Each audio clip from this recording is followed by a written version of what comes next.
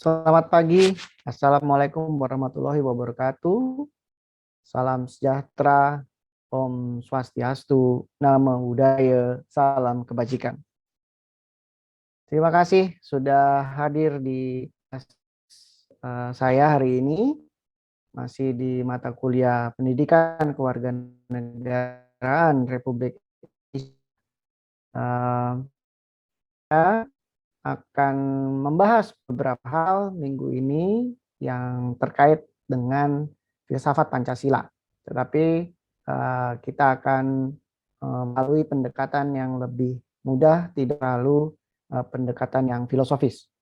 Baik, sebelum kita memulai perkuliahan hari ini, maka izinkan saya untuk mempersilahkan peserta kuliah untuk berdoa menurut agama dan kepercayaannya masing-masing. Berdoa dipersilahkan.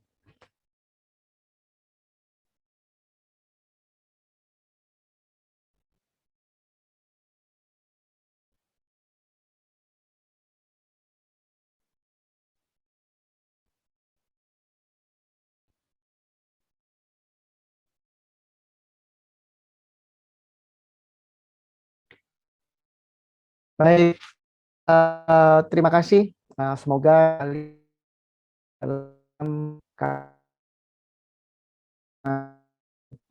baik, hari ini pembahasan kita masuk ke pembahasan filsafat Pancasila.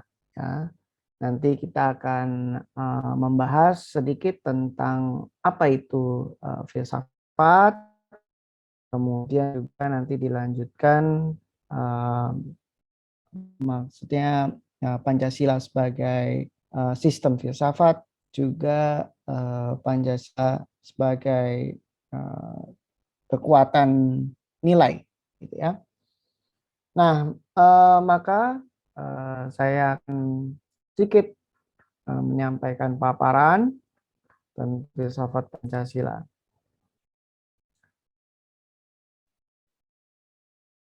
Baik, sebelum kita masuk ke dalam pembahasan filsafat Pancasila, mari kita lihat sebentar bagaimana filsafat Pancasila itu melalui 3 pendekatan. Ya, yang pertama adalah pendekatan secara ontologi. Nah, pendekatan secara ontologi ini maksudnya bahwa filsafat yang dimaksudkan sebagai upaya untuk mengetahui hakikat dasar dari sila-sila yang ada di Pancasila. Jadi yang namanya filsafat Pancasila, bila dilihat dari ontologinya, ini maksudnya adalah kita melihat Pancasila dari dasar tujuan ataupun dasar nilai-nilai dari sila-sila yang ada di Pancasila, setiap silanya. Ya, jadi satu persatu ya kita lihat bahwa Pancasila ini bukan dilihat dari hanya satu-satu sila saja, tetapi secara keseluruhan. Nah, yang dimaksud dengan filsafat Pancasila secara ontologi adalah bagaimana si Pancasila ini sendiri ini kita mengetahui hakikatnya, hakikat dasar dari setiap sila yang ada. Nah, kemudian dengan begitu bahwa proses penyelesaian masalah yang menggunakan suatu cara atau metode tertentu yang sesuai dengan objek permasalahannya, secara ontologi ini bisa dianalogikan bahwa manusia itu memiliki jiwa dan raga. Ya. Nah, di dunia manusia ini memiliki 2 peran, ya, yaitu peran manusia sebagai makhluk sosial dan manusia sebagai makhluk Tuhan, ya, makhluk ciptaan Tuhan. Nah, ini yang membuat bahwa secara ontologi bahwa menyelesaikan masalah ini salah satunya adalah bagaimana caranya atau bagaimana metode-metode tertentu yang solusinya atau pemecahan masalahnya ini disesuaikan dengan apa yang dihadapi, gitu ya.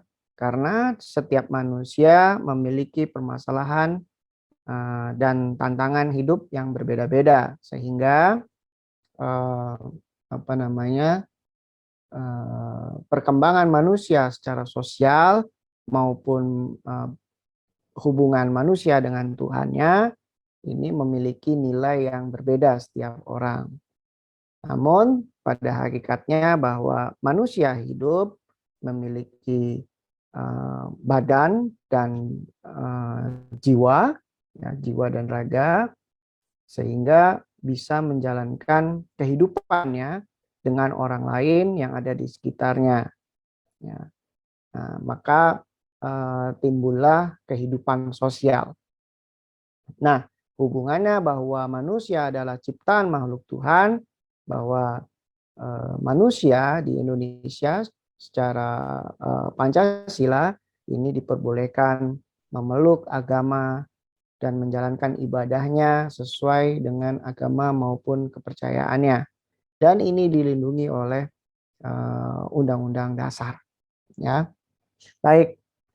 Kalau itu tadi kita lihat secara ontologi, maka kita akan melihat bagaimana dengan pendekatan epistemolog. Ya, nah kalau epistemologi bahwa Pancasila ini sebagai suatu objek pengetahuan. Ya, pada hakikatnya meliputi masalah sumber pengetahuan dan susunan pengetahuan Pancasila. Jadi maksudnya adalah Pancasila ini ada 5 sila. Di setiap silanya ini tidak bisa dipisahkan, ya, dengan dasar ontologisnya yang tadi sebelumnya. Ya, maka dasar epistemologis Pancasila ini berkaitan erat dengan konsep dasarnya tentang hakikat manusia. Jadi kalau berhubungan dengan manusia, jadi sebetulnya Pancasila ini merupakan pedoman hidup manusia di Indonesia, ya, baik itu di dalam kehidupan bermasyarakat, berbangsa, dan bernegara. Nah, ini kalau kita lihat dari epistemologinya. Nah, kalau kita lihat dari aksiologinya bagaimana? Nah, kalau kita lihat dari aksiologinya, bahwa sila-sila Pancasila ini sebagai suatu sistem filsafat yang memiliki nilai-nilai satu kesatuan. Nah, nanti kita akan lebih bahas mendalam lagi ya, yang seperti apa ini nilai satu kesatuan. Nah, secara aksiologi ini membahas tentang bahwa filsafat nilai Pancasila dari sudut pandang nilai, manfaat, dan pikiran, ya, serta ilmu atau teori dari suatu yang diinginkan, ini disukai atau yang dinilai baik yang dilakukan oleh bangsa Indonesia yang sesuai dengan Pancasila. Jadi dalam setiap perilaku bangsa Indonesia ini didasari oleh nilai-nilai Pancasila, ya. Nah, Pancasilanya ini menjadi dasar baik itu dari sudut pandang nilai yang dianut oleh manusia itu sendiri, kemudian azas kemanfaatan, kemudian juga ide-ide, pikiran, gagasan, dan ilmu ataupun teori-teori yang ada di berkembang di Indonesia ini didasari oleh Pancasila dengan nilai-nilai kebaikan, ya. Nah, kalau tadi kita sudah lihat bagaimana filsafat Pancasila, nah, marilah kita lihat lagi ini Pancasila sebagai filsafat. Nah, yang seperti apa yang Pancasila sebagai filsafat? Jadi kita lihat dulu ya, filsafat itu apa. Nah, kalau kita lihat dasarnya filsafat, filsafat itu filosofi, ya, bahasa asingnya adalah filosofi, kemudian terdiri dari dua kata. Pertama adalah philein, ya, atau sama dengan cinta, dan sophos atau kebijaksanaan. Jadi bisa dikatakan bahwa filosofi adalah kecintaan akan sesuatu dengan suatu kebijaksanaan. Nah, jadi bahwa filosofi atau filsafat ini bicara tentang cinta dan kebijaksanaan. Nah, kemudian kita akan lihat bahwa filsafat Pancasila ini punya arti adalah refleksi kritis dan rasional tentang Pancasila sebagai dasar negara. Dan juga kenyataannya bahwa Pancasila ini merupakan budaya bangsa, ya, kumpulan atau rangkuman dari budaya-budaya yang ada di Indonesia. Nah, semua ini dengan tujuan untuk mendapatkan pokok-pokok pengertiannya yang mendasar dan menyeluruh. Jadi, kembali lagi bahwa Pancasila tidak bisa dipisah-pisah di setiap sila-silanya. Ya, karena apa? Karena Pancasila di dalam setiap silanya saling mengkualifikasi dan saling mengisi dan juga saling terintegrasi. Nah, Pancasila bisa dikatakan sebagai filsafat, ini kalau menurut Ruslan Abdul Ghani, karena Pancasila merupakan hasil perenungan jiwa yang mendalam yang dilakukan oleh the founding father kita, ya, ini Soekarno, yang dituangkan di dalam suatu sistem. Nah, kalau dituangkan di dalam suatu sistem, maksudnya begini. Pancasila ketika dirumuskan oleh our founding father, ini bersifat universal, ya, ke dalam yang namanya Pancasila. Nah, Pancasila ini merupakan suatu pedoman pandangan ideologi bangsa negara, ya, yang ada pada dasar negara kita. Ya, jadi Pancasila ini ditempatkan ke dasar negara kita.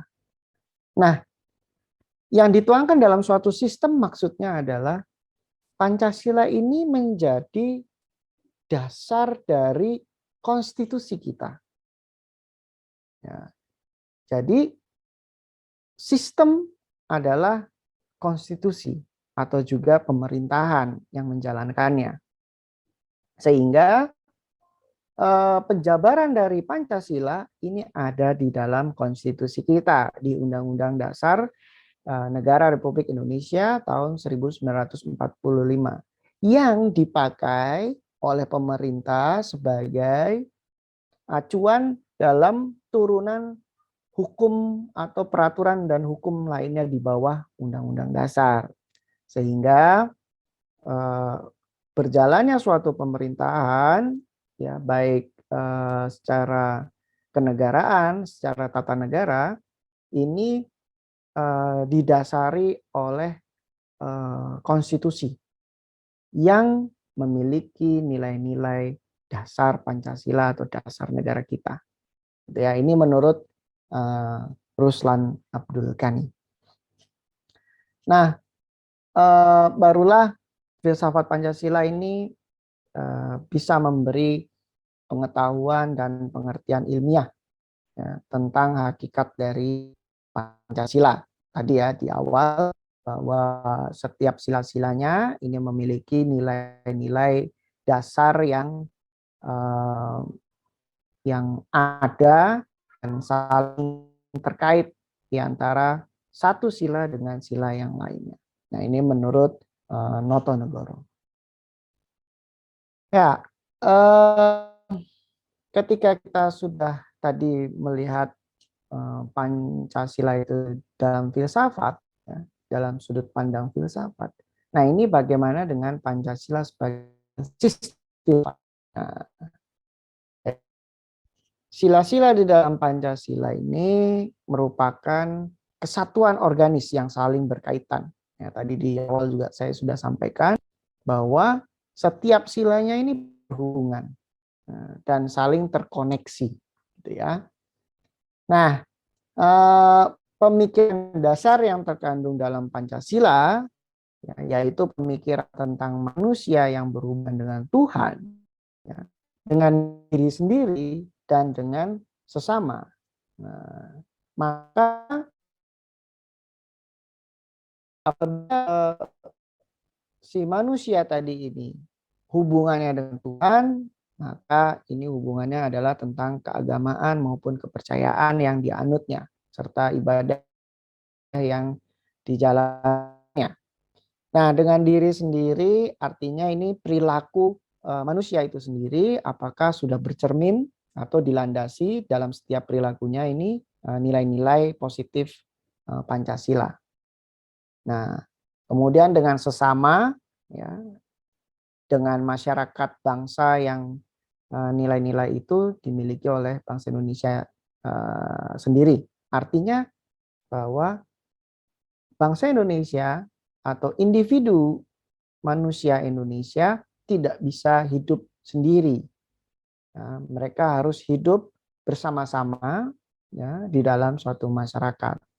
Nah, maka nilai-nilai Pancasila yang ada ini berkembang di dalam masyarakat itu sendiri. Sehingga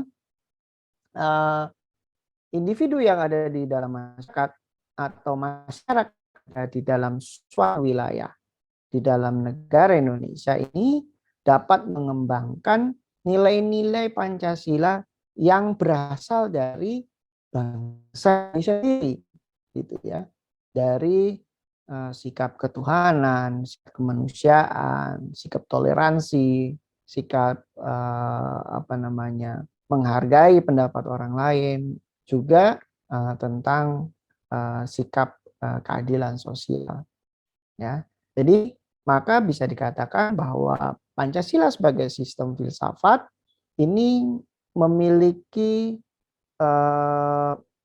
nilai-nilai yang saling berkaitan di dalam silanya, sehingga menjadi acuan manusia Indonesia atau juga bangsa Indonesia dalam berperilaku di kehidupan sehari-hari, ya, baik itu pengembangan nilai-nilai Pancasila pada dirinya sendiri dengan masyarakat di sekitarnya atau juga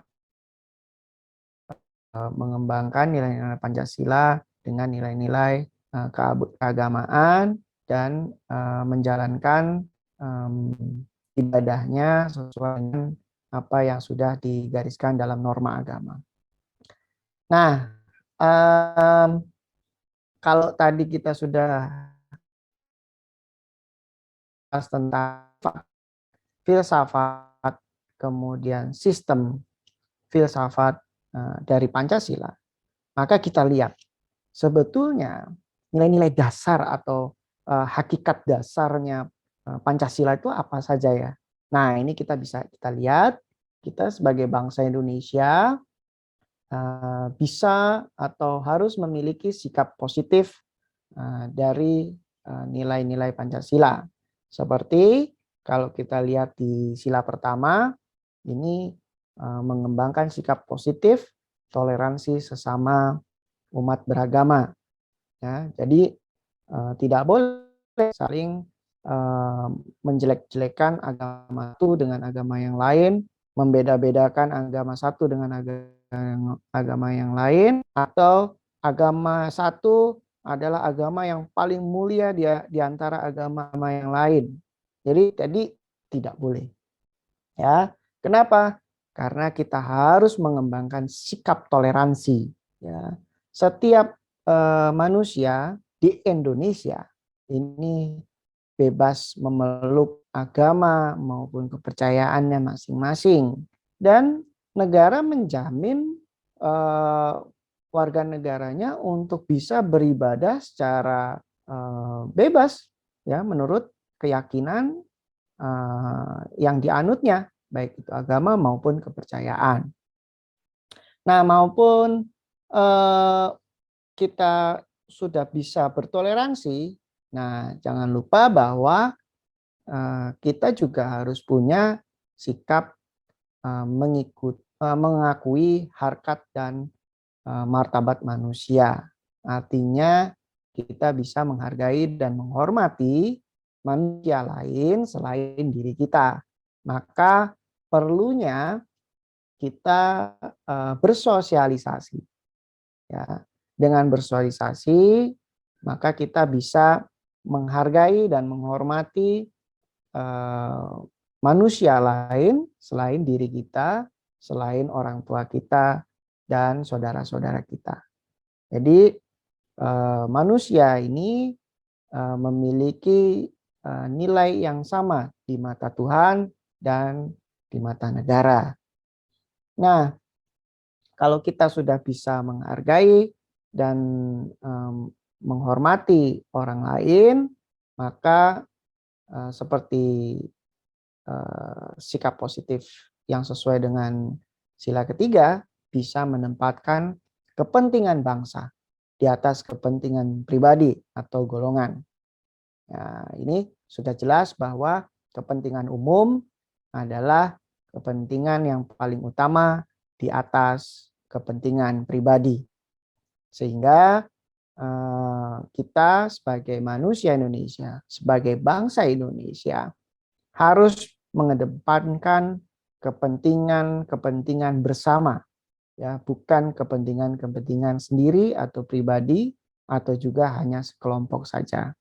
Ya, walaupun kita lihat beberapa kasus di Indonesia ini banyak yang adanya ketidaksesuaian. Maka untuk itu kita harus menguatkan sikap-sikap positif yang sudah kita ketahui. Nah, kemudian juga kita harus bisa menghargai pendapat orang lain, ya, sesuai dengan sila keempat. Nah, sikap positif dapat menghargai pendapat orang lain ini banyak kita temui, gitu ya. Banyak kita temui di kehidupan keseharian. Namun banyak juga orang yang tidak bisa menghargai pendapat orang lain. Tidak apa-apa. Nanti kita sebagai bangsa Indonesia, sebagai individu yang ada di dalam suatu kelompok ataupun suatu masyarakat tertentu, bisa mengingatkan orang tersebut, ya, dengan pendekatan yang persuasif, gitu ya, bahwa ayo mari kita menghargai pendapat orang lain. Perbedaan itu adalah hal yang biasa, gitu ya. Tetapi apabila sudah disepakati beberapa hal, maka secara konsensus ataupun secara bersama disepakati, maka itu menjadi kebijakan bersama yang harus kita ikuti, walaupun tidak sesuai dengan pendapat kita. Baik, yang terakhir adalah sikap positif bisa menghargai hak orang lain. Ya, ini banyak sekali terjadi penyelewengan, gitu ya. Misalnya kalau kita lihat pedagang-pedagang kaki lima yang berjualan di trotoar. Nah, ini artinya tidak bisa menghargai hak orang lain, gitu ya. Orang lain berhak untuk memakai trotoar untuk berjalan di jalan raya, ya, di sisi jalan raya. Artinya pedestrian haknya sudah diberikan oleh negara untuk bisa menggunakan juga fasilitas, bukan hanya kendaraan beroda saja yang bisa mendapatkan fasilitas oleh negara, yaitu jalan raya, tetapi pedestrian juga bisa menikmati fasilitas dari negara. Nah, hal ini berarti kalau ada pedagang yang berjualan di pedestrian, ya, pedestrian berarti si pedagang kaki lima ini tidak menghargai hak orang lain. Gitu. Bagaimana caranya? Bagaimana caranya? Kadang-kadang kita agak kesulitan juga karena ini menyangkut banyak pihak, juga banyak oknum dalam menyelesaikan masalah ini. Untuk itu kita jangan sendiri apabila ingin mengingatkan atau ingin menyelesaikan suatu masalah yang seperti tadi, gitu ya. Nah, sebetulnya banyak ya kasus-kasus menghargai hak orang lain, termasuk hak hidup, ya, hak mendapatkan pendidikan, hak mendapatkan pekerjaan, hak mendapatkan perumahan dan lain-lain yang dijamin oleh pemerintah. Nah, ini adalah sikap positif yang harus dimiliki oleh bangsa Indonesia yang sesuai dengan nilai-nilai Pancasila.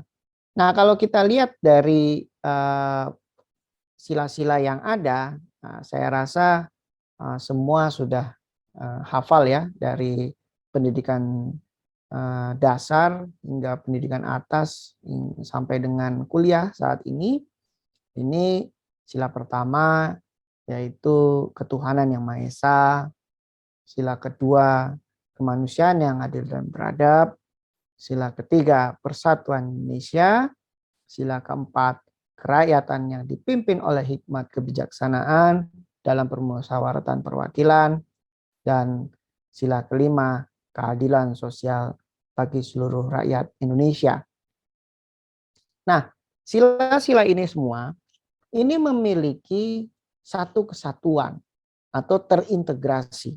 Ya, artinya bahwa setiap sila yang ada, seperti sila pertama, sila kedua, ketiga, keempat, dan kelima, ini saling mengkualifikasi. Ya, kalau kita lihat bahwa sila pertama ini merupakan nilai kesatuan yang bersinggungan dengan nilai sila kedua. Jadi sila pertama ini adalah sila yang dijiwai oleh sila kedua, sila ketiga, keempat, dan juga kelima. Begitu juga sila kedua yang dijiwai oleh sila pertama, ketiga, keempat, dan kelima. Sila ketiga juga dijiwai oleh sila pertama, kedua, keempat, kelima, dan seterusnya. Maka kalau bisa kita gambarkan bahwa satu kesatuan sila-sila Pancasila adalah saling mengkualifikasi, jadi saling terkait, ya, dan terintegrasi. Ya. Jadi yang namanya satu kesatuan sila Pancasila ini saling mengkualifikasi. Artinya sila-sila Pancasila tidak bisa atau tidak dapat dipisah-pisahkan. Ya, kalau kita hanya mengambil satu sila saja atau beberapa sila saja, ini namanya sudah memisahkan sila-sila dalam Pancasila. Nah, memahami Pancasila juga tidak bisa hanya satu-satu saja, gitu ya. Hanya satu sila saja, satu sila nggak bisa. Jadi memahami Pancasila harus sesuai dengan sila pertama sampai dengan sila kelima, ya, dalam satu keutuhannya. Nah, disebutkan Pancasila karena isinya 5 panca, sila adalah prinsip, jadi ada 5 prinsip. Jadi kalau kita ambil hanya beberapa sila, maka bukan Pancasila namanya. Ya. Nah, kemudian tadi ya memisahkan satu sila ini berarti mencabik keutuhan Pancasila dan tentunya bukan bernama Pancasila, gitu ya. Nah,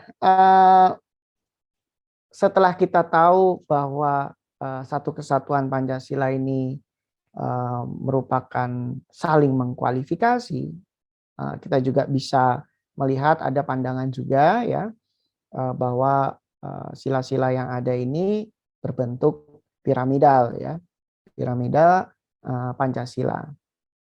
Nah, kalau kita lihat seperti apa nilai-nilai yang saling mengkualifikasi itu adalah pertama, di sila pertama, sila pertama ini humanis, menjalankan agama dengan menjunjung tinggi nilai-nilai kemanusiaan, tidak ada alasan membenci pihak lain karena perbedaan agama. Kemudian nilai-nilai nasionalis yang menjadikan agama ini sebagai basis memperkuat solidaritas bangsa. Nah, dan menjalankan agama dengan menghargai perbedaan secara demokratis. Nah, serta mensejahterakan menjalankan agama dengan meningkatkan solidaritas sosial. Nah, ini kalau kita lihat kualifikasi atau satu kesatuan kualifikasi pada sila pertama. Bagaimana dengan sila yang kedua? Sila kedua adalah religius berdasarkan nilai-nilai agama. Kemudian nasionalis menjaga kesatuan bangsa, demokratis yang menghargai perbedaan pendapat, berkeadilan, dan juga saling tolong-menolong. Nah, kalau di sila ketiga, ini religius berdasarkan nilai-nilai agama, humanis berdasarkan nilai-nilai kemanusiaan, demokratis berdasarkan nilai-nilai demokrasi, sejahtera bersama berdasarkan sikap saling membantu yang ada di dalam nilai-nilai persatuan Indonesia. Nah, kemudian di sila keempat ini juga religius yang berketuhanan Maha Esa. Ya. Demokrasi dengan tanpa meninggalkan nilai-nilai agama. Gitu ya. Jadi boleh berdemokrasi tetapi tidak meninggalkan nilai-nilai agama. Kemudian humanis ya berdasarkan nilai-nilai kemanusiaan. Kemudian juga nasionalis menjaga persatuan, cinta tanah air. Nah, dan mensejahterakan rakyat Indonesia. Ini kalau sesuai dengan sila keempat. Nah, di sila kelima, nah ini religius berdasarkan nilai-nilai agama, kemudian humanis berdasarkan nilai-nilai kemanusiaan, nasionalis berdasarkan semangat kebangsaan, dan yang terakhir adalah demokratis berdasarkan prinsip-prinsip demokrasi. Nah, 5 hal ini menjadi